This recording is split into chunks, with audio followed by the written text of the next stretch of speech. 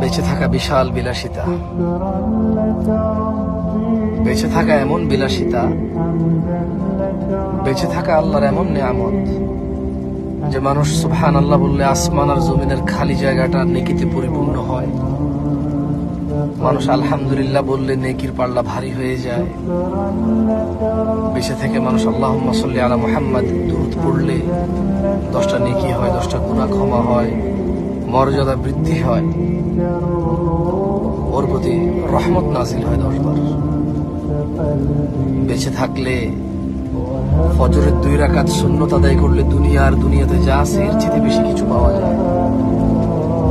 বেঁচে থাকলে ফজরে 2, জোহরে 6, মাগরিবে 2, ইশায় 2, মোট 12 রাকাত সুন্নতে মুআক্কাদা পড়লে আল্লাহ সুবহানাহু ওয়া তাআলা জান্নাতে ঘর তৈরি করবে। যে ব্যক্তি প্রতিদিন 12 রাকাত সুন্নত আদায় করবে তার জন্য আল্লাহ একটা করে ঘর নির্মাণ করবে। সুবহানাল্লাহ।